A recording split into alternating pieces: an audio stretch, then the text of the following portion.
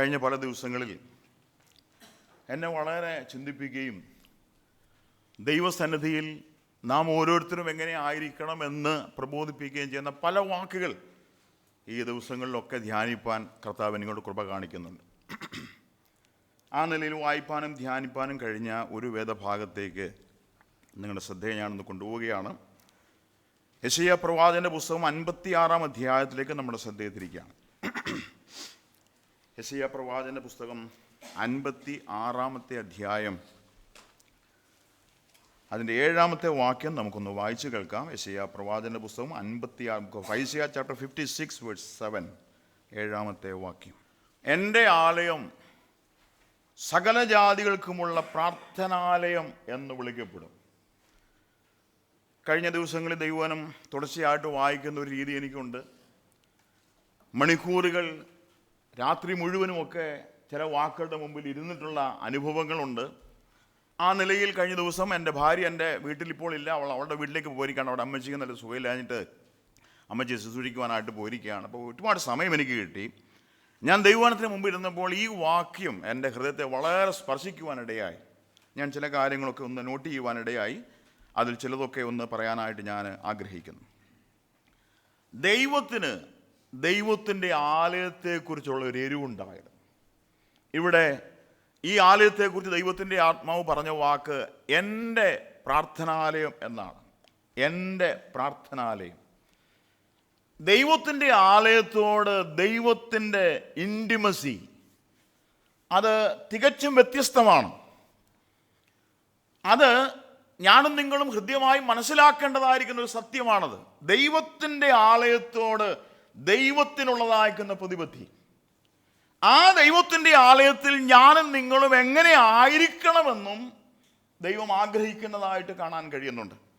ഈ ചിന്ത ഏറിയ നാളുകളായിട്ടുണ്ടെന്നാൽ ഈ ദിവസങ്ങളിൽ അത് ശക്തമാകുവാൻ കർത്താവ് കൃപ ചെയ്തു.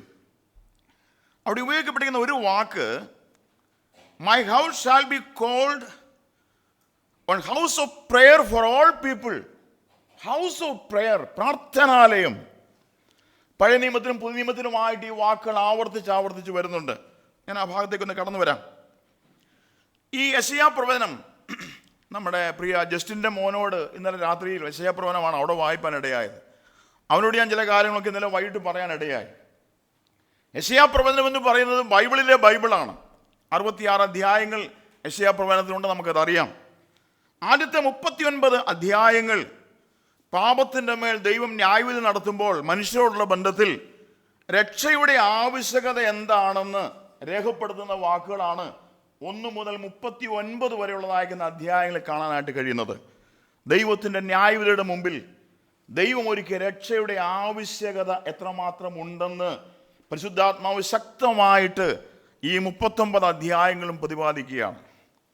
40 മുതൽ 55 വരെയുള്ള അധ്യായങ്ങൾ വായിച്ചാൽ ഈ രക്ഷയിൽ, ദൈവം ഒരുക്കിയതായിരിക്കുന്ന രക്ഷയിൽ തൻ്റെ ജനത്തിൻ്റെ ആശ്വാസത്തെക്കുറിച്ചാണ് പരിശുദ്ധാത്മാവ് നമ്മെ ഓർമ്മിപ്പിക്കുന്നത്. എന്നാൽ 56 മുതൽ 66 വരെയുള്ള അധ്യായങ്ങൾ വായിച്ചാൽ ദൈവത്തോടുള്ള ബന്ധത്തിൽ നമ്മുടെ പ്രായോഗിക ജീവിതം എങ്ങനെ നിവർത്തിക്കണം, പ്രായോഗിക ജീവിതം ദൈവം മുമ്പാകെ എങ്ങനെ നിവർത്തിക്കണം, വളരെ പ്രധാനപ്പെട്ടതായ ഒരു ഡിവിഷനായിട്ട് എനിക്ക് മനസ്സിലാക്കാൻ കഴിഞ്ഞു. നമ്മുടെ പ്രായോഗിക ജീവിതത്തിൻ്റെ പ്രാധാന്യത നമുക്ക് വിസ്മരിക്കാൻ കഴിയുന്നതല്ല. അത് നാം ഉൾക്കൊണ്ടേ മതിയാകുകയുള്ളൂ. കഴിഞ്ഞ 2 രാത്രികളിലും അങ്ങനെയുള്ളതായ ചില വിഷയങ്ങളാണല്ലോ നമുക്ക് ചിന്തിപ്പാനായിട്ട് ഇടയായിത്തീർന്നത്. ഈ 56-ാം അധ്യായത്തിലേക്ക് വരുമ്പോൾ 12 വാക്യങ്ങളുള്ള ഒരു ചെറിയ അധ്യായമാണ്. ഈ 56-ാം അധ്യായത്തിൻ്റെ 1 മുതൽ 8 വരെയുള്ള വാക്യങ്ങൾ വായിച്ചാൽ, നിങ്ങൾ പിന്നീട് വായിച്ചാൽ മതി, എല്ലാവരെയും ദൈവസന്നിധിയിലേക്ക് ആകർഷിക്കുന്നതായിട്ടാണ് പരിശുദ്ധാത്മാവ് ഇവിടെ രേഖപ്പെടുത്തിയിരിക്കുന്നത്. എല്ലാവർക്കും ദൈവസന്നിധിയിലേക്ക് പ്രവേശനമുണ്ട്. ദൈവത്തിങ്കിലേക്ക് തൻ്റെ ജനത്തെ എന്ത് ചെയ്യാണ്? ആഹ്വാനം ചെയ്യുകയാണ്, പ്രവേശിപ്പിക്കുന്നതായിരിക്കുന്ന ഒരു രംഗം അവിടെ കാണാനായിട്ട് കഴിയുന്നുണ്ട്. ഈ പ്രവേശനം നൽകുന്നതിന് മുമ്പ്, അല്ലെങ്കിൽ ഈ പ്രവേശനത്തോടുള്ള ബന്ധത്തിൽ ചിന്തിക്കുവാനായിട്ട് കഴിയുമ്പോൾ 53-ാമത്തെ അധ്യായം നമുക്ക് പരിചയമുള്ള അധ്യായമാണ്. 53-ാമത്തെ അധ്യായത്തിൽ ദൈവം ഒരുക്കിയ രക്ഷയുടെ വ്യക്തമായ വെളിപ്പെടുത്തൽ കാണാൻ കഴിയുന്നുണ്ട്. യെശയ്യാ 53-ാം അധ്യായം നമുക്ക് പരിചയമുള്ള അധ്യായമാണ്. നമ്മുടെ കർത്താവിൻ്റെ കഷ്ടാനുഭവത്തെ ഓർപ്പിക്കുന്ന അനേക ചിന്തകൾ അവിടെയുണ്ട്, നമുക്കത് അറിയാവുന്നതായ കാര്യമാണ്. കർത്താവ് കഷ്ടം അനുഭവിച്ചു, അതുകൊണ്ട് ആ കഷ്ടമരണത്തിൽ വിശ്വസിച്ച് ആശ്രയിക്കുന്ന ആർക്കും ദൈവസന്നിധിയിലേക്കുള്ളതാകുന്ന പ്രവേശനമുണ്ട് എന്നുള്ളതാണ് 56 അധ്യായം നമ്മെ ഓർമ്മിപ്പിക്കുന്നത്. എന്നാൽ ഈ 56 അധ്യായത്തിൻ്റെ 9 മുതലുള്ളതാകുന്ന വാക്യങ്ങൾ വായിച്ചാൽ തികച്ചും വ്യത്യസ്തമായ ചില കാര്യങ്ങൾ അവിടെ കാണാനായിട്ട് കഴിയുന്നുണ്ട്. അത് ദൈവത്തിങ്കിലേക്ക് പ്രവേശനം ലഭിച്ചതായിരിക്കുന്ന ആളുകളുടെ ഇടയന്മാരായി രംഗത്ത് വന്നവരെ കുറിച്ചാണ് അവിടെ വായിക്കുന്നത്. ഒരു കാര്യം ഞാൻ വിശേഷാൽ ഓർമ്മിപ്പിക്കട്ടെ. 53 അധ്യായത്തിലെ അനുഭവമില്ലാത്ത ഒരു കൂട്ടം ഇടയന്മാരാണ് 56 അധ്യായത്തിൽ ഇവരെ നയിക്കുവാനായിട്ട് രംഗത്ത് വന്നത്. അത് വളരെ വിരോധാഭാസമായ ഒരു കാര്യമായിട്ടിരിക്കുന്നു. 56 അധ്യായത്തിന് 1 മുതൽ 8 വരെയുള്ള വാക്യങ്ങളിൽ 53 അധ്യായത്തിലെ അനുഭവത്താൽ അനേകരെ ദൈവസന്നിധിയിലേക്ക് പ്രവേശിപ്പിക്കുമ്പോൾ അതിൻ്റെ 9 മുതൽ 12 വരെയുള്ള വാക്യത്തിൽ ഒരു കൂട്ടം ഇടയന്മാർ രംഗത്ത് വന്നിട്ടുണ്ട്. അവർക്ക് യാതൊരു അനുഭവവും ഇല്ലാത്തവരാണ്. ആ വ്യത്യസ്തമായ അനുഭവത്തിൽ ദൈവത്തിൻ്റെ ആലയം, ഞാൻ ഇനി പറയാൻ പോകുന്ന കാര്യം ശ്രദ്ധിച്ചോണം. ദൈവത്തിൻ്റെ ആലയം മറ്റൊരു തലത്തിലേക്ക് മാറ്റപ്പെട്ടു. ഞാൻ പറഞ്ഞ ആശയം മനസ്സിലായോ? ഈ ഇടയന്മാരുടെ പരിപാലന നിമിത്തം, ഈ ഇടയന്മാരുടെ ഭരണ നിമിത്തം, അവരുടെ നേതൃത്വം നിമിത്തം ഈ ജനം, ഈ ദേവാലയം മറ്റൊരവസ്ഥയിലേക്ക് മാറ്റപ്പെട്ടു. ഇതിനെയാണ് നമ്മുടെ കർത്താവിൻ്റെ ശുശ്രൂഷയുടെ ആരംഭത്തെങ്കിൽ കർത്താവ് പറഞ്ഞത്. എന്ത് പറഞ്ഞത്? എൻ്റെ ആലയം എങ്ങനെ വിളിക്കപ്പെടണം? എൻ്റെ ആലയം പ്രാർത്ഥനാലയമെന്ന് വിളിക്കപ്പെടണം. നിങ്ങൾ എന്താക്കിയേനെ? നിങ്ങളതിനെ കള്ളന്മാരുടെ ഗുഹയാക്കി തീർത്തുവെന്ന് ഹൃദയവേദനയോടുകൂടെ കർത്താവ് പറഞ്ഞത് ഈ സന്ദർഭത്തിലാണ്. ആ ഇടയന്മാരെ സംബന്ധിച്ചുള്ള വാക്കുകൾ അവിടെ വായിക്കുന്നുണ്ട്. നമ്മുടെയൊക്കെ പോകേണ്ട കാര്യമില്ലല്ലോ. അവിടെ ഉപയോഗിക്കപ്പെടുന്ന പല വാക്കുകൾ വളരെ ഗൗരവമുള്ള വാക്കുകളാണ്. ഇവർ പുതിയ നിയമസഭയുടെ ഇടയന്മാരാണെന്ന് ഞാൻ പറഞ്ഞിട്ടില്ല. നിങ്ങൾ തെറ്റായി വ്യാഖ്യാനിക്കരുത്. ഒരിക്കലും അങ്ങനെ ഞാൻ ചിന്തിച്ചിട്ടില്ല, അങ്ങനെ ചിന്തിക്കാൻ കഴിയുന്നതുമല്ല.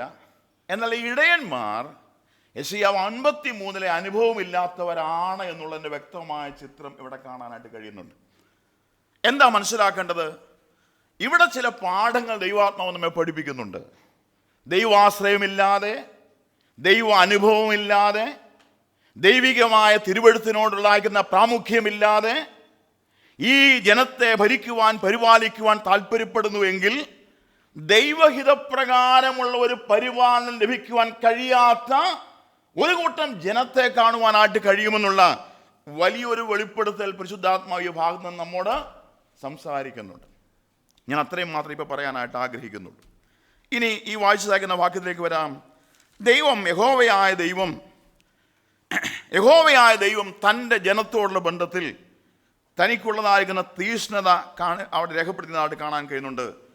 തൻ്റെ ആലയത്തെക്കുറിച്ച് യഹോവയായ ദൈവം അരുളിച്ചെന്നത് എൻ്റെ പ്രാർത്ഥനാലയം. നാം ഓർക്കുവാനിടയായല്ലോ. ലൂക്കോസിന്റെ സുവിശേഷം 19 അധ്യായത്തിന്റെ 46 വാക്യത്തിലും മർക്കോസിന്റെ സുവിശേഷം 11 അധ്യായത്തിന്റെ 17 വാക്യത്തിലുമാണ് കർത്താവ് ഈ ദേവാലയത്തെ നോക്കിക്കൊണ്ട് വ്യത്യസ്തമായ നിലയിൽ സംസാരിപ്പാൻ ഇടയായി തീർന്നത്. ഞാൻ ഈ ദിവസങ്ങളിൽ ചിന്തിപ്പാനായിട്ട് കഴിഞ്ഞത് ഇങ്ങനെയാണ്. യഹോവയുടെ ആലയം എന്ന് പറയുമ്പോൾ നമ്മുടെ ചിന്ത പോകുന്നത് എപ്രകാരമാണ്? യഹോവയുടെ ആലയം എന്നതാക്കുന്ന വാക്ക് നമ്മെ പഠിപ്പിക്കുന്ന യാഥാർത്ഥ്യം എന്താണ്? ചില വാക്കുകൾ, ഒരു 3-4 കാര്യങ്ങൾ ചുരുങ്ങിയ സമയത്തിനുള്ളിൽ ഞാൻ പറഞ്ഞ് അവസാനിപ്പിക്കുവാനായിട്ട് ആഗ്രഹിക്കുന്നു. ഈ ആലയത്തോട് ബന്ധപ്പെട്ട്, ഈ പ്രാർത്ഥനാലയത്തെ സംബന്ധിക്കുന്നതായ ചില കാര്യങ്ങൾ, യഹോവയായ ദൈവത്തിൻ്റെ ആലയത്തെക്കുറിച്ചുള്ള, ആലയം എന്ന് പറഞ്ഞാൽ കെട്ടിടമെന്നാണ്, നിങ്ങൾ ആരും വ്യാഖ്യാനിക്കരുത്, അങ്ങനെയല്ല.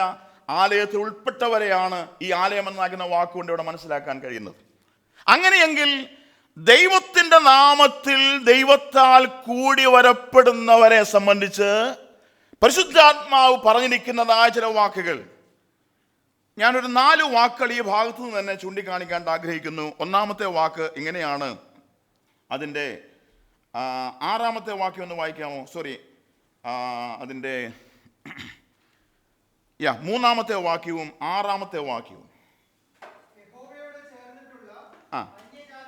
യഹോവയോട് ചേർന്നിട്ടുള്ള അന്യജാതിക്കാരൻ. 6-ാമത്തെ വാക്യം.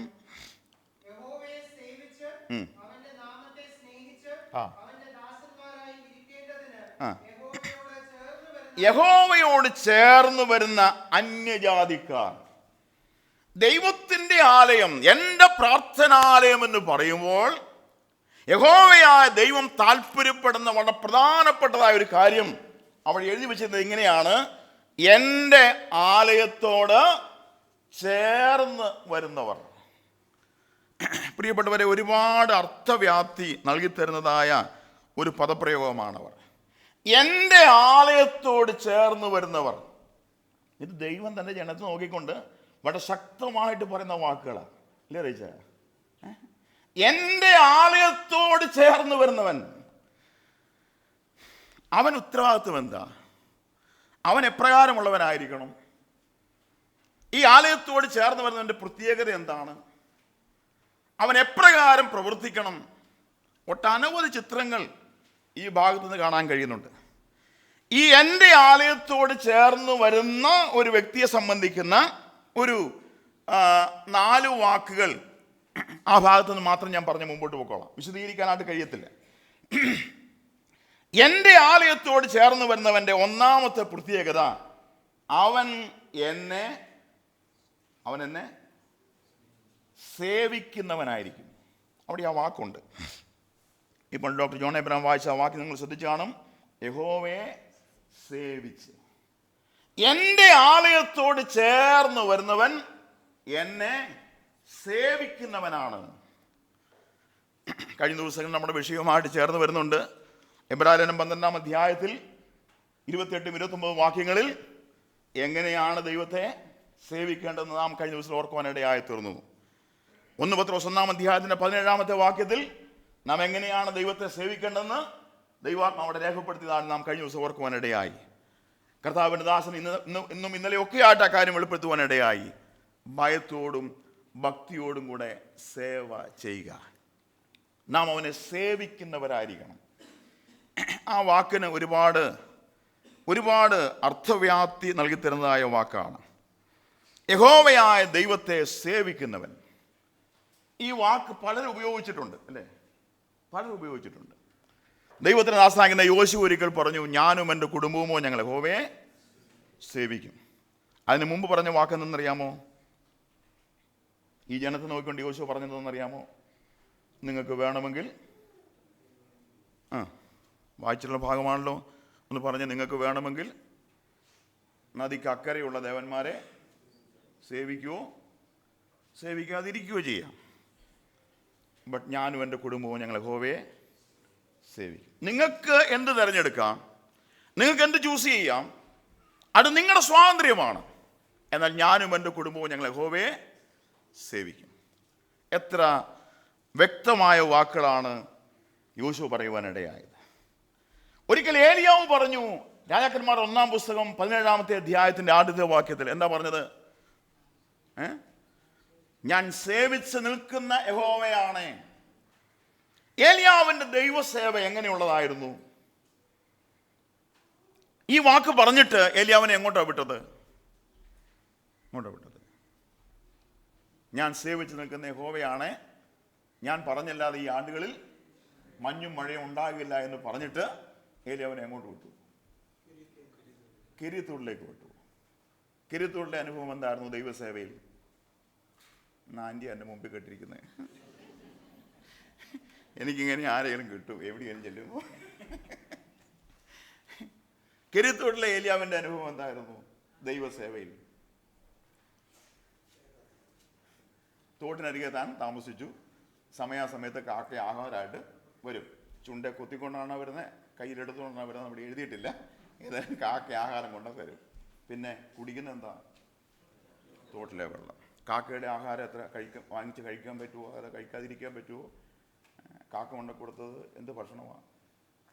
അപ്പം എന്നൊക്കെ അവിടെ എഴുതിയിരിക്കുന്നേ അല്ലേ? കാക്ക കൊണ്ട് കൊടുത്താൽ ഈ ദൈവസേവയിൽ ഈ ഏലിയാവിനെ അപ്പം വാങ്ങിച്ച് കഴിക്കാൻ പറ്റുമോ? അത് എന്ത് തരം ഫുഡായിരിക്കും? അങ്ങനെയൊന്നും എഴുതിയിട്ടില്ലാത്തതുകൊണ്ട് എന്താ പറയാൻ പറ്റില്ലേ? അതൊരു നാച്ചുറൽ ഫുഡാണോ രജ?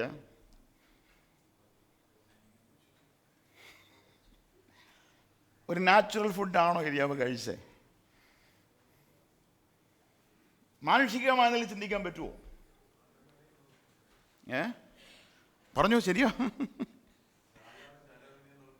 ആ, ഇതൊക്കെ നമ്മുടെ വ്യാഖ്യാനം കേട്ടോ, അവിടെ അതൊന്നും എഴുതിയിട്ടില്ല. ഏലിയാവ് കഴിച്ച ഭക്ഷണം നാച്ചുറൽ ആണെന്ന് ചിന്തിക്കാൻ കഴിയുന്നില്ല. അത് അമാനുഷികമായ ഭക്ഷണമാണ് കാക്ക കൊണ്ട് കൊടുത്തത്. പക്ഷെ നാച്ചുറൽ ഫുഡ് കഴിച്ചു ഏലിയാവ്. എന്തായിരുന്നത്? Natural food? തോട്ടിലെ വെള്ളം, അത് നാച്ചുറലായിരുന്നു. പക്ഷെ എത്ര നാൾ കുടിച്ചു? മന്നാൻ്റെ അടുത്തയാൾ എത്ര നാൾ കുടിച്ചു? ക്ഷാമം തീരുവോളം കുടിച്ചു. പക്ഷെ തോട് പറ്റിപ്പോയി. എന്താ കാരണം? തോട് പറ്റിപ്പോയെന്ന് അവിടെ എഴുതിയിട്ടുണ്ട്. എന്താ കാരണം തോട് പറ്റിപ്പോവാൻ? മഴ പെയ്തില്ല. മഴ പെയ്യാഞ്ഞ കാരണം എന്താ? മഴ പെയ്യാഞ്ഞ കാരണം ഏലിയാവ് പറഞ്ഞിട്ടാ. ഏലിയാവ് പറഞ്ഞെന്ത്? ഞാൻ പറഞ്ഞിട്ടില്ലാതെ മഞ്ഞും മഴയും. ഇപ്പം ഏലിയാവിൻ്റെ വെള്ളം കൂടി മുട്ടിരിക്കുന്നത് എങ്ങനെയാണ്? ഇന്നും പല പല ദൈവദാസന്മാർക്ക് ഇങ്ങനെ തന്നെ അനുഭവം കേട്ടോ. നമ്മൾ പറയുന്ന വാക്കുകളാണ് നമ്മുടെ വെള്ളം കൂടി മുട്ടിക്കുന്നത്. ഏലിയാവ് പറഞ്ഞ വാക്ക് തന്നെയാണ് ഏലിയാവിന് വെള്ളം കൂടി മുട്ടിയത്. അവിടെ നിന്ന് എങ്ങോട്ടാണ് പോയത്? സരേഫാത്തിലേക്ക്. അവിടെ ഒരു വിധവയാണ് ക്രമീകരിച്ചിരിക്കുന്നത്. വിധവ കൊടുത്ത ആഹാരം അല്ലേ? ഒരടക്കുള്ള മാവേ ഉള്ളൂ. എത്രയാക്കിയത്? അത് നിങ്ങൾക്കുള്ള ഏറ്റവും വലിയ കഴിവ്. അത് പണ്ടും അങ്ങനെ തന്നെയാണ്, ഇപ്പോഴും അങ്ങനെ തന്നെയാണ്. ഒരടക്കുള്ള ആഹാരം, അലമാവ് 2 അടയാക്കി തീർത്തൊരു ചെറിയ അട ഏലിയാവിനുണ്ട് കൊടുക്കും. പിന്നീട് എന്താ സംഭവിച്ചത്? ദേശത്തിലെ ക്ഷാമം തീരുവോളൂ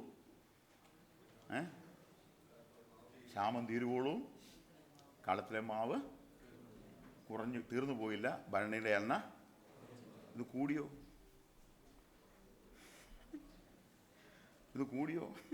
ഒരു വല്ലാത്ത ചോദ്യമായിപ്പോല്ലേ? കളത്തിലെ മാവ് കൂടിയോ?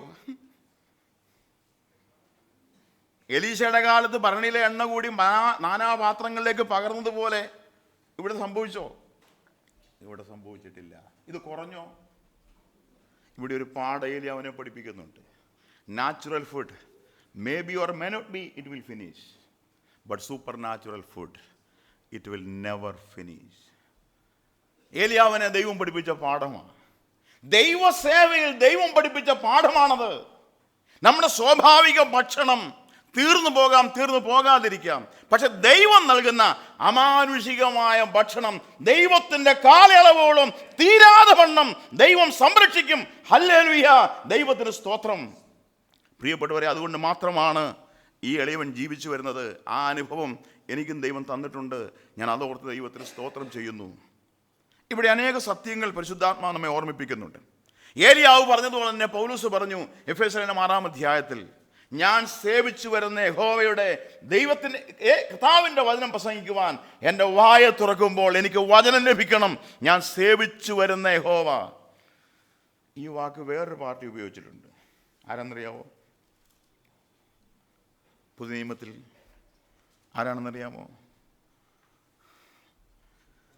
ഇന്നലെ ചോദ്യം ചോദിക്കുമ്പോൾ ഞാൻ കുനിഞ്ഞിരിക്കുകയാണ്. ഇന്നിപ്പോൾ നേരെ ഇരിപ്പുണ്ട്. ഈ വാക്ക് പുതിയ നിയമത്തിൽ വേറൊരാളും പറഞ്ഞു. ആരാണെന്നറിയാമോ? പൗലോസ് പറഞ്ഞ ഞാൻ പറഞ്ഞു. അതിനുശേഷം മുടിനായ പുത്രൻ്റെ ചേട്ടൻ ഈ വാക്ക് പറഞ്ഞായിരുന്നോ?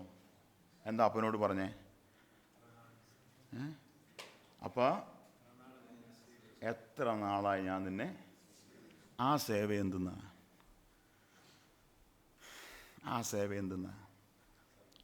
ആ സേവയിൽ ഉൾപ്പെട്ടിരിക്കുന്ന ഘടകം എന്തെല്ലാമാണ്? പ്രിയപ്പെട്ടവരെ, കർത്താവ് നമ്മെ സഹായിക്കട്ടെ. ഞാൻ ഈ ദിവസങ്ങളിൽ ശ്രദ്ധിച്ചൊരു കാര്യം പറയാം. അതായത് സെർവ്, SERV, സെർവ് എന്നതായിരിക്കുന്ന വാക്ക് സേവിക്കുക എന്ന അർത്ഥത്തിൽ ഇവിടെ വായിക്കാൻ കഴിയുന്നുണ്ട്. അതാണ് നമ്മളിതിവിടെ ഓർത്തത്. എന്നാൽ ഈ സെർവിനകത്ത് ഒരു സർവീസ് ഉണ്ട് ഇല്ലേ? എന്താ സർവീസ്? ശുശ്രൂഷ അല്ലെങ്കിൽ സേവ എന്നാണ് എന്നെ വിശേഷിപ്പിച്ചിരിക്കുന്നത്. ആ സർവീസിനകത്ത് ഒരു സ്ലേവറി ഉണ്ട്, ഒരു സ്ലേവ് ഉണ്ട്, ഒരു അടിമത്വമുണ്ട്. ചെറിയാൻ സാർ പാടിയൊരു പാട്ട് ഓർമ്മയുണ്ടല്ലോ, അവൻ്റെ അടിമ അനുഭവിക്കുന്ന സ്വാതന്ത്ര്യം പോലെ വേറെ ഒരു സ്വാതന്ത്ര്യമില്ല. അടിമയാകുന്ന കർത്താവിൻ്റെ അടിമ എന്നുള്ളതായിരിക്കുന്ന ഒരു വാക്ക് മാത്രവുമല്ല, ആ സ്ലേവറിക്കകത്ത്, ആ സ്ലേവിനകത്ത് ഒരു സെർവൻ്റ് ഉണ്ടോ, ഒരു ദാസൻ, അവനെ സേവിക്കുന്ന ഒരു ദാസൻ. മാത്രമല്ല, അഞ്ചാമതായി മറ്റൊരു വാക്ക് അവിടെയുണ്ട്. ആ സെർവിനകത്ത് ഒരു വേർഷിപ്പുണ്ട്, ഒരു സർവീസുണ്ട്. ഈ 5 ആശയങ്ങൾ ഒന്നിച്ചു വരുന്ന ഒരു വാക്കാണ് സെർവ് എന്നതായിരിക്കുന്ന വാക്ക്. ഇന്ന് രാവിലെ ഞാൻ പറയട്ടെ പ്രിയപ്പെട്ടവരെ, ഞാനും നിങ്ങളും ദൈവത്തെ സേവിക്കുന്നു എന്ന് പറയുമ്പോൾ ഈ 5 ആശയങ്ങൾ അതിലുണ്ടാകണം. അല്ലാത്തതൊന്നും എന്തല്ല സേവയല്ല. അല്ലാത്ത എല്ലാ സേവയും മുടിയമ്പുത്തൻ്റെ ചേട്ടൻ്റെ സേവയാണ്. വളരെ ഗൗരവമായ ഒരു വിഷയമാണത്, വളരെ ഗൗരവമായ. എൻ്റെയും നിങ്ങളുടെയും ഈ ജീവിതത്തെ ഭയത്തോടും ഭക്തിയോടും കൂടെ സേവ ചെയ്യുവാനായിട്ട് പരിശുദ്ധാത്മാവ് ആവശ്യപ്പെടുമ്പോൾ ആ സേവയിൽ ഈ 5 യാഥാർത്ഥ്യങ്ങൾ ഉണ്ടായിരിക്കണം. അല്ലാത്തതൊന്നും ദൈവസേവ അല്ല. വ്യക്തമായ തിരുവെഴുത്ത് നമ്മെ ഓർമ്മിപ്പിക്കുന്നു. ഞാൻ അതുപോലെ പറഞ്ഞുവെന്ന് മാത്രമേ ഉള്ളൂ. ഞാൻ വളരെ പെട്ടെന്ന് മുമ്പോട്ട് പോകട്ടെ. ഒന്നാമതായിട്ട്, അവനോട് ചേർന്ന് വരുന്നവൻ അവനെ സേവിക്കുന്നവനാണ്. ഈ 5 ആശയത്തിൽ അവനെ സേവിക്കുന്നവനാണ്. രണ്ടാമത്തെ പ്രയോഗം എന്തെന്നറിയാമോ? അവിടെ തന്നെ വായിക്കുന്നുണ്ട്. എന്താണ്? അവൻ്റെ നാമത്തെ സ്നേഹിക്കുന്നവനാണ്. അവനെ സേവിക്കുന്നവൻ അവനെ സ്നേഹിക്കുന്നവനാണ്. പ്രിയപ്പെട്ടവരെ, എനിക്ക് വിരൽ ചൂണ്ടി പറയാൻ ഒരുപാട് കാര്യങ്ങൾ പരിശുദ്ധാത്മാവ് ഈ വിഷയത്തിൽ എന്നോട് സംസാരിച്ചിട്ടുണ്ട്. ഇന്ന് ഈ ഉച്ചയാകാറാകുന്ന സമയത്ത് ഞാൻ ആത്മാർത്ഥമായി ചോദിക്കട്ടെ, നാം അവനെ എത്രമാത്രം സ്നേഹിക്കുന്നവരാണ്? ഇന്ന് രാവിലെ പ്രിയ റേച്ചാൻ ആരാധനയ്ക്കുള്ള ചിന്ത പറഞ്ഞപ്പോൾ ഞാൻ ഇന്ന് ആരാധനയ്ക്ക് ചിന്ത പറയാനായിട്ട് ശ്രമിച്ചതല്ല. എന്നാൽ എൻ്റെ ഹൃദയം കത്തിക്കൊണ്ടിരിക്കുവാനിടയായി. ദൈവം തൻ്റെ സ്ഥിരനിർണയത്താലും മുന്നറിവിനാലും നമ്മെ തൻ്റെ പുത്രനെ ഏൽപ്പിച്ചു തന്നത് ദൈവം നമ്മെ സ്നേഹിച്ച സ്നേഹത്തിൻ്റെ അഗാധമാണ്. അതറിഞ്ഞാണ് നാം അവനെ ആരാധിക്കുന്നതെങ്കിൽ അവനോടുള്ള എൻ്റെ സ്നേഹം എങ്ങനെ നിൽക്കുന്നു? ഞാൻ അവനെ എത്രമാത്രം സ്നേഹിക്കുന്നു? പത്രോസിനോട് ചോദിച്ച ചോദ്യം നമുക്കറിയാമല്ലോ. യോഹന്നാൻ സുവിശേഷം 21-ാമത്തെ അധ്യായം, നീ ഇവയിലധികമായി എന്നെ സ്നേഹിക്കുന്നുവോ? ഇന്ന് രാവിലെ ഈ ചോദ്യം ദൈവം നമ്മോട് ചോദിക്കുകയാണ്, ഈ ആരാധനയിൽ ചോദിക്കുകയാണ്, ഇവയിലധികമായി നീ എന്നെ സ്നേഹിക്കുന്നുവോ? അവകാശപ്പെടുന്നുണ്ട്, ഞാൻ അവനോട് ചേർന്ന് വന്നവനാണെന്ന് അവകാശപ്പെടുന്നുണ്ട്. പക്ഷെ ഞാൻ അവനെ എത്രമാത്രം സ്നേഹിക്കുന്നു? ദൈവം അത് ആഗ്രഹിക്കുക, ദൈവം അത് ആത്മാർത്ഥമായിട്ട് ആഗ്രഹിക്കുക. അവനെ സ്നേഹിക്കുന്നുവെങ്കിൽ എന്താ എൻ്റെ ബാക്കി പറയേണ്ടത്? അവൻ്റെ കൽപ്പനകളെ പ്രമാണിക്കും. അത്ര മാത്രമേ ഉള്ളൂ. പ്രമാണിക്കുന്നൊന്നുമില്ല, അതവിടെ നിൽക്കട്ടെ. അവനെ സ്നേഹിക്കുന്നെങ്കിൽ നാം അന്യോന്യം സ്നേഹിക്കും. അവൻ്റെ സ്നേഹത്തെ അനുഭവിച്ച് ആസ്വദിക്കുന്നവരാണ് അവൻ്റെ മുമ്പിലിരുന്ന് അവനെ ആരാധിക്കേണ്ടത്. നാം അവനെ എത്രമാത്രം സ്നേഹിക്കുന്നു? നമ്മുടെ ജീവിതത്തോട് നമുക്ക് ചോദിക്കാം, നമുക്ക് ലഭിച്ചതിന് നമുക്ക് അവനോട് ചോദിക്കാം, കർത്താവേ, ഞാൻ നിന്നെ എത്രമാത്രം സ്നേഹിക്കുന്നു? നമുക്ക് ഓരോരുത്തർക്കും ചോദിക്കാം. അന്യോന്യം ഒന്നും ചോദിക്കണ്ട. നിങ്ങൾ എത്ര സ്നേഹിച്ചെന്ന് ഞാൻ ചോദിക്കണ്ട, ഞാൻ എത്ര സ്നേഹിക്കുന്നത് നിങ്ങൾ ചോദിക്കണ്ട. നമുക്ക് നമ്മോട് തന്നെ ചോദിക്കാമല്ലോ, ഞാൻ എത്രമാത്രം എൻ്റെ കർത്താവിനെ സ്നേഹിക്കുന്നു? എനിക്ക് വേണ്ടി ജീവൻ നൽകി തന്ന കർത്താവിനെ ഞാൻ എത്രമാത്രം സ്നേഹിക്കുന്നു? കർത്താവ് വിശേഷാൽ സഹായിക്കുമാറാകട്ടെ. അവനെ സ്നേഹിക്കുന്നെങ്കിൽ, അവനെ സേവിക്കുന്നെങ്കിൽ അവൻ്റെ നിലവാരത്തിനൊത്ത് നാം ആയിരിക്കണം. അവനൊരു നിലവാരമുണ്ട്. ആ നിലവാരം നാം ആയിട്ട് എന്ത് ചെയ്യരുത്? നശിപ്പിക്കുവാനിടയാകരുത്. ആ നിലവാരത്തിനൊത്ത് അവനോട് പ്രതികരിക്കാൻ നമുക്കിടയായിട്ട് തീരട്ടെ. മൂന്നാമതായി അവിടെ മറ്റൊരു വാക്ക് കാണാൻ കഴിയുന്നുണ്ട്. അതും അവിടെ തന്നെയുണ്ട്. അവനോട് ചേർന്നിരിക്കുന്നു എന്നതിൻ്റെ അടയാളമായി പറഞ്ഞിരിക്കുന്നത് യഹോവയെ സേവിച്ച് അവൻ്റെ നാമത്തെ സ്നേഹിച്ച്, അടുത്തത് അവൻ്റെ ദാസന്മാരായിരിക്കുക. അവൻ്റെ ദാസൻ എത്ര അനുഗ്രഹീതമായൊരു പദവിയാണെന്നറിയാമോ? പക്ഷേ ആ പദവി ഇല്ലായ്മ ചെയ്യാൻ വേണ്ടി ശത്രു എന്ത് ചെയ്യാമെന്നറിയാമോ? ആവോളം ശ്രമിച്ചുകൊണ്ടിരിക്കുക. ആവോളം അവൻ്റെ ദാസന്മാരായിരിക്കുക. ഞാൻ അവൻ്റെ ദാസനാണെങ്കിൽ അവൻ എൻ്റെ ആരാ? യജമാനൻ. നമ്മുടെ കർത്താവിനെ യജമാനായിട്ട് കാണാനായിട്ട് നമുക്ക് കഴിയുന്നുണ്ടോ? നമ്മുടെ കർത്താവിനെ യജമാനായിട്ട് കാണാൻ നമുക്ക് എത്രത്തോളം കഴിയുന്നുണ്ട് പ്രിയപ്പെട്ടവരെ? ഞാൻ എന്നോട് തന്നെ ചോദിച്ചിട്ടുള്ള ചോദ്യമാണത്. ഞാൻ അവൻ്റെ ദാസൻ എന്ന ആ വലിയ സ്ഥാനം ദൈവം എനിക്ക് തന്നിരിക്കുന്നു. അവൻ്റെ ദാസനായിരിക്കാൻ ഞാൻ ആഗ്രഹിക്കുന്നു. അതങ്ങനെ തുടരുവാൻ കർത്താവ് കൃപ ചെയ്യുന്നു. എന്നാൽ അവനെ എൻ്റെ യജമാനനായി, അവനെ എൻ്റെ കർത്താവായി രക്ഷിക്കപ്പെട്ടപ്പോൾ നമ്മൾ ഒരിക്കലും ഏറ്റു പറഞ്ഞു. എന്താ? യേശുവിനെ കർത്താവെന്ന് ഏറ്റു പറഞ്ഞു. സ്ഥാനപ്പെട്ടപ്പോൾ പറഞ്ഞു സോര, സ്ഥാനപ്പെട്ടപ്പോൾ അത് തന്നെയാണ് പറഞ്ഞേ അല്ലേ? യേശു ദൈവപുത്രൻ എന്ന് വിശ്വസിക്കുന്നു ചോദിച്ചാൽ എന്താണ്? ഇത് തന്നെയാണ് അത്. അപ്പോൾ രക്ഷിക്കപ്പെടുമ്പോഴും സ്ഥാനപ്പെടുമ്പോഴും മാത്രം പറഞ്ഞാൽ മതിയോ? ഇത് ജീവിതത്തിൻ്റെ സമസ്ത മേഖലകളിലും അവനെ കർത്താവായിട്ട് കാണുവാൻ, അവനെ യജമാനായിട്ട് കാണുവാൻ, അവൻ്റെ ദാസന്മാരായി അവനെ ശുശ്രൂഷിക്കുന്നവരായിട്ട് കാണുവാൻ നമുക്കിടയായി തീരുന്നുണ്ടോ പ്രിയപ്പെട്ടവരെ? നമ്മുടെ ക്രിസ്തീയ ജീവിതം എന്ന് പറയുന്നത് എത്രമാത്രം ഉത്തരവാദിത്വമുള്ള, എത്രമാത്രം ഗൗരവമേറിയതായിരിക്കുന്ന ഒരു ജീവിതമാണെന്നുള്ള തിരിച്ചറിവ് നമുക്കുണ്ടായിട്ടുണ്ടോ? കർത്താവ് വിശേഷാൽ നമ്മെ സഹായിക്കുമാറാകട്ടെ. അടുത്തതായിട്ടൊരു വാക്കുകൂടെ അവിടെ ഉണ്ട്. എന്താണെന്നറിയാമോ? നാലാമത്തായിട്ട് മറ്റൊരു വാക്ക്, അവനോട് ചേർന്ന് വരുന്നവർ എന്നുള്ളതായ നിലയിൽ 6-ാമത്തെ വാക്കിന് അവസാന ഭാഗത്ത് വായിക്കുന്നു, ശബത്തിനെ അശുദ്ധമാക്കാതെ ആചരിക്കുകയും എൻ്റെ നിയമം പ്രമാണിച്ച് നടക്കുകയും ചെയ്യുന്നവരെയൊക്കെയും തന്നെ. എൻ്റെ നിയമം, എൻ്റെ വചനം പ്രമാണിക്കുന്നവർ, യഹോവയോട് ചേർന്ന് വരുന്ന അന്യജാതിക്കാരൻ, നമ്മളെ ഉദ്ദേശിച്ച് അത് പറഞ്ഞിരിക്കുന്നത്. യഹോവയോട് ചേർന്ന് വരുന്ന അന്യജാതിക്കാരനെ സംബന്ധിച്ച് ഈ 4 കാര്യങ്ങൾ, യെശയ്യാവ് പറഞ്ഞ ഈ 4 കാര്യങ്ങളുടെ പ്രാധാന്യത, ഗൗരവമേറിയതായ ചില വസ്തുതകളെ നമ്മെ ഓർമ്മിപ്പിക്കുകയാണ്. 1, നാം അവനെ സേവിക്കുന്നവരാകണം. 2, നാം അവനെ സ്നേഹിക്കുന്നവരാകണം. 3, നാം അവൻ്റെ ദാസന്മാരായിരിക്കണം. 4, നാം അവൻ്റെ വചനം പ്രമാണിക്കുന്നവരായിരിക്കണം. അവനാണ് ആര്? അവനോട് ചേർന്ന് വരുന്നവൻ. വെറുതെ കൂട്ടത്തിൽ കൂടിയിട്ടൊന്നും കാര്യമില്ല കേട്ടോ. വെറുതെ കൂട്ടത്തിൽ പാട്ടും വെള്ളത്തിൽ പൂട്ടും പണ്ട് പഴമക്കാർ പറഞ്ഞു കേട്ടിട്ടുണ്ടല്ലോ, അതിനകത്ത് വലിയ കാര്യം ഇല്ല. അവനോട് ചേർന്ന് വരുന്നവൻ്റെ ഹൃദയം അവനോട് ചേർന്നിരിപ്പാനിടയായിത്തീരണം. തിരുവഴുത്തിൽ വായിക്കുന്നുണ്ട്, 2 ഹൃദയങ്ങൾ തമ്മിൽ ചേർന്നിരിക്കുമ്പോഴാണ് എന്ത് വരുന്നത്? 2 ഹൃദയങ്ങൾ ചേർന്നിരിക്കുമ്പോഴാണ് എന്ത് ചെയ്യേണ്ടത്? അയ്യോ, അങ്ങനെ വായിച്ചിട്ടില്ലേ? തിരുവനന്തപുരംകാർ അങ്ങനെ ഒരു വാക്യം കണ്ടിട്ട്, 2 ഹൃദയങ്ങൾ എൻ്റെ ഹൃദയം നിന്റെ ഹൃദയത്തോട് ചേർന്നിരിക്കുന്നു എങ്കിൽ, അല്ലെങ്കിൽ അമ്മാമ്മ ഉറക്കെ ചിരിച്ചു. അതിനെ പറ്റി അമ്മാമ്മ കുഴപ്പമൊന്നുമില്ലോ. എൻ്റെ ഹൃദയം നിന്റെ ഹൃദയത്തോട് ചേർന്നിരിക്കുന്നുവെങ്കിൽ, അങ്ങനെ ഒരു വാക്ക് നിങ്ങൾ കണ്ടിട്ടില്ല ഇതുവരെ ആരും? അതിൻ്റെ മറുവശവും ഉണ്ട്. അങ്ങനെ ചേർന്നിരിക്കുന്നില്ലെങ്കിൽ കൊടുത്തിട്ട് നിങ്ങൾ ക്ഷമിക്കണം കേട്ടോ, നമ്മുടെ ആൾക്കാരുടെ കൈ മിക്കവാറും വണ്ടിയും താക്കോലും ഒക്കെ ഉള്ളവരാണ്. പോകാൻ നേരത്ത് അവർ കൈ തരുന്നത്, കൈ നീട്ടാൻ പറ്റത്തില്ല, താക്കോൽ താഴെ പോകും. പിന്നെ പോയിട്ട് 2 പേരല്ല സാധാരണ തരാറുള്ളത് അല്ലേ? അങ്ങനെയല്ലേ? നിങ്ങൾക്കത് പരിചയമില്ല, ഇവിടെ നല്ല പരിചയം. ഇപ്പുറത്ത് താക്കോൽ കൂട്ടം കയ്യിലുണ്ടല്ലോ, പിന്നെ പോയിട്ട് ഒന്നിച്ചും കൊണ്ട് തരാൻ പറ്റും. പിന്നെ 2 പേരല്ലേ അങ്ങ് അഡ്ജസ്റ്റ് ചെയ്യുക. ഇനിയിപ്പോൾ ഈ 2 പേരിലും കുറേ ഒന്നാവും ഇന്ന് താമസിയാതെ. ഹൃദയങ്ങൾ തമ്മിൽ ചേർന്നിരിക്കണം. ആ ആരാധനയാണ് ദൈവത്തിന് പ്രസാദകരമായ ആരാധന. ഹൃദയങ്ങളുടെ ഐക്യതയാണ് സഭയുടെ ആത്മീയ വർദ്ധയ്ക്ക് കാരണമായി തീരുന്നത്. എഫേസ്യർ 4-ാം അധ്യായത്തിലേക്കൊന്നും പോകുന്നില്ല, അതിനുള്ള സമയം നമ്മുടെ മുമ്പിലില്ല. ഹൃദയങ്ങൾ തമ്മിൽ ചേർന്നിരിക്കണം, ഐക്യതയുണ്ടാകണം.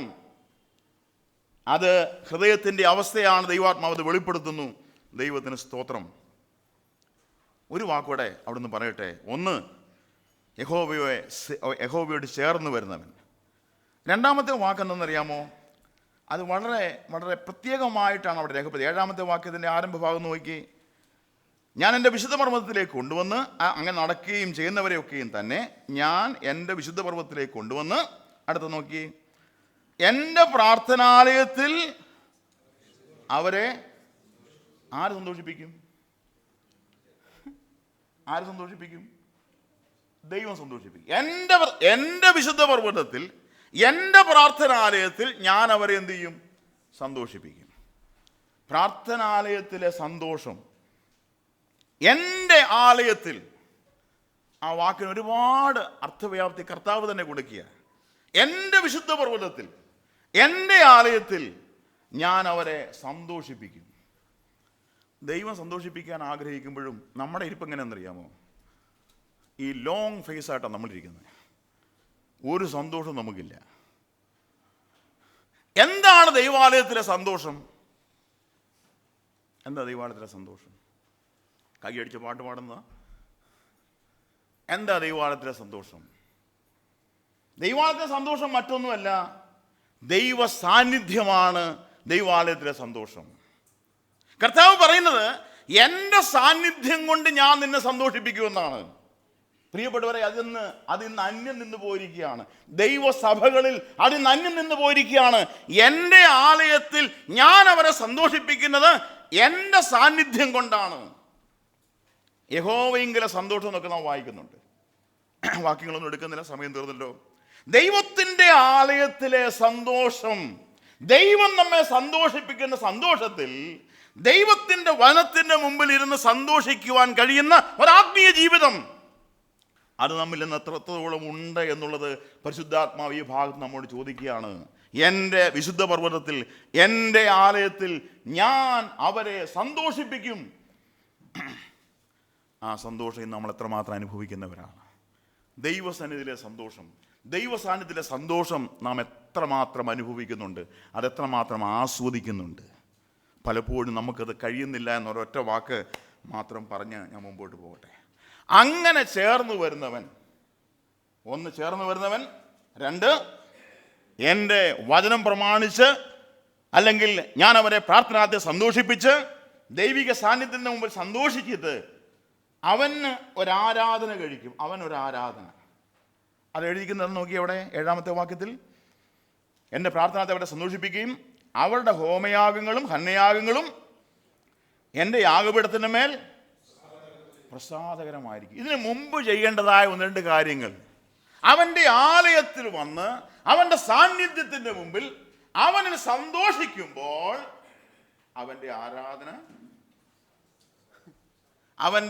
അവൻ്റെ വിശുദ്ധ പർവ്വതത്തിൽ, അവൻ്റെ ആലയത്തിൽ, അവൻ്റെ സാന്നിധ്യത്തിൻ്റെ മുമ്പിൽ അവൻ സന്തോഷിപ്പിക്കുമ്പോൾ അവരുടെ ഹോമയാഗങ്ങളും അവരുടെ വഴിപാടും അല്ലെങ്കിൽ അവരുടെ ആരാധന ആർക്ക് പ്രസാദകരമാകും?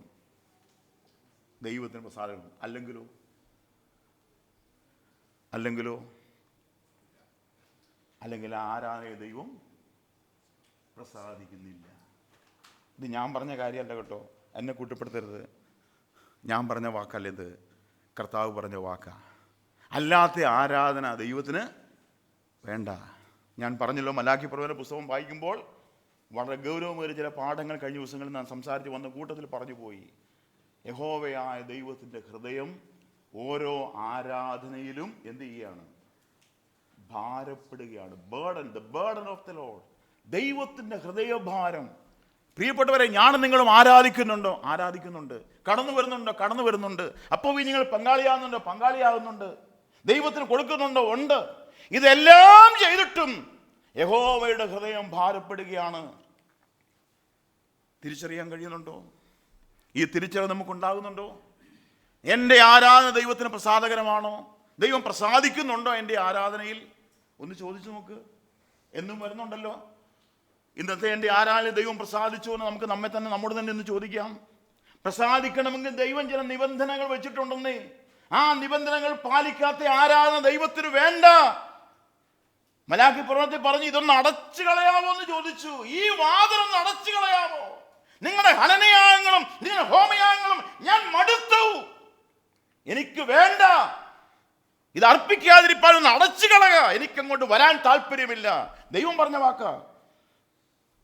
മകൻ അപ്പനെയും ദാസൻ യജമാനെയും ബഹുമാനിക്കേണ്ടതല്ലോ. ഞാൻ അപ്പനെങ്കിൽ എന്നോടുള്ള ബഹുമാനം എവിടെ? ഞാൻ അപ്പനെങ്കിൽ എന്നോടുള്ള ബഹുമാനം എവിടെ? ഞാൻ ദൈവമെങ്കിൽ എന്നോടുള്ള ഭക്തി എവിടെ എന്ന് യഹോവയാ ദൈവം ചോദിക്കുന്നു. ഈ ആരാധന ദൈവത്തിന് പ്രസാദകരമാകുന്നുണ്ടോ? ദൈവമേ, പ്രിയപ്പെട്ടവരെ, പഴമയും പഴക്കവും ഒക്കെ നല്ലത് തന്നെയാണ്. ഇത്രയും ദൈവമക്കൾ കൂടിയിരിക്കുന്നു, വളരെ നല്ല കാര്യം, അനുഗ്രഹിക്കപ്പെട്ട കാര്യം. എന്നാൽ നമ്മുടെ ആരാധനയെ ദൈവം പ്രസാദിക്കുന്നുണ്ടോ എന്നുള്ള തിരിച്ചറിവുണ്ടാകണം കേട്ടോ, തിരിച്ചറിവുണ്ടാകണം. നമുക്ക് വഞ്ചിക്കപ്പെട്ടു പോകാൻ ഇടയാകരുത്. നമ്മുടെ മുമ്പിൽ അധികം സമയമില്ല. ഈ ഓരോ ആരാധനയുടെയും ഈ ഓരോ കൂടിവരവിൻ്റെയും കണക്ക് നാം കൊടുക്കേണ്ടവരാണെന്നുള്ള ആ ഹൃദയവേദന നമ്മെ ഓരോരുത്തരെയും ഭരിക്കണം. കൂടി വന്ന ഒരു സമയവും വൃഥാവായി പോയിട്ടില്ല, പോകാൻ ഇടയാകരുത്. ഞാൻ ദൈവത്തോട് ചോദിക്കണം, എൻ്റെ ഹൃദയം തകർക്കപ്പെടുവാൻ ഇടയാകണം. ഈ ആരാധനയിൽ ദൈവം പ്രസാദിക്കുന്നില്ല എങ്കിൽ ദൈവം പറയും, ആ വാതിൽ അടച്ചുകളയാ, എനിക്ക് മടുത്തു. അത് പറയിപ്പിക്കുവാൻ ഇടയാകരുത്. ഞാനിവിടെ അവസാനിപ്പിക്കട്ടെ.